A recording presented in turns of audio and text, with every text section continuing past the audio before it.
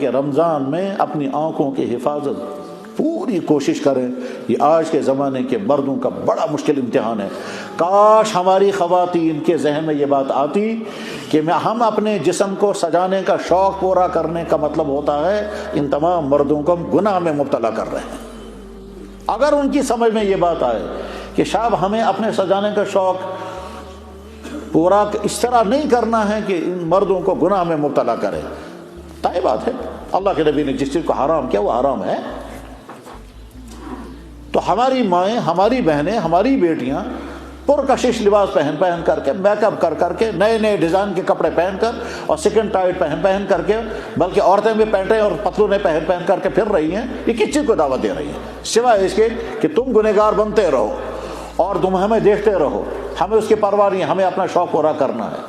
چنانچہ ایک خاتون، مجھے یاد، میں نے پڑھا تھا، ایک خاتون جس نے اسلام قبول کیا، اسلام قبول کرنے کے بعد پھر اس کے شوہر نسلی مسلمان تھے، اس نے اسلام قبول کیا، اسلام قبول کرنے کے بعد اس نے پردہ کرنا شروع کیا.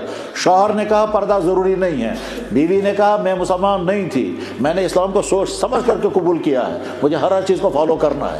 شوہر کہتا مگر میرا تو حکم ہے پردہ مت کرو. تو اس نے کہا ٹھیک ہے، میں دیکھوں گا میرا اللہ مجھے کیا کہتا ہے. ایک طرف سے میرا اللہ، ایک طرف سے میرا ہسبینڈ ہے، مجھے ہسبینڈ کی بات مانی ہے، اللہ کی بات مانی ہے. وہ لاجواب ہو گیا. اس کے بعد اس شوہر نے لکھا، یہ وہ رائٹر تھے، آرٹیکل لکھا کرتے تھے، انہوں نے لکھا کہ میرا نکاح فلاں جگہ یورپ میں، ایک مسلمان ملک کا ایک مسلمان رائٹر، اس نے یورپ میں ایک خاتون کے ساتھ نکاح کیا، خاتون نے اسلام قبول کیا. اسلام قبول کرنے کے بعد اب اس نے جب پردہ شروع کیا تو شوہر کا ذہن ابھی ویسا تھا نہیں، انہوں نے کہا پردہ ضروری نہیں. بیوی نے کہا میں ایک طرف سے میرا اللہ، ایک طرف سے میرا شوہر ہے، مجھے اللہ کی بات ماننی ہے. پھر اس رائٹر نے لکھا، کہنے لگے اسی عورت نے مجھے ایک بات سمجھائی تو میں بہت قائل ہو گیا. کہتا ہے یہ بیوی مجھے ایک دن کہتی ہے کہ دراصل ہم پردہ کر کے آپ مردوں کو گناہ سے بچا رہے ہیں.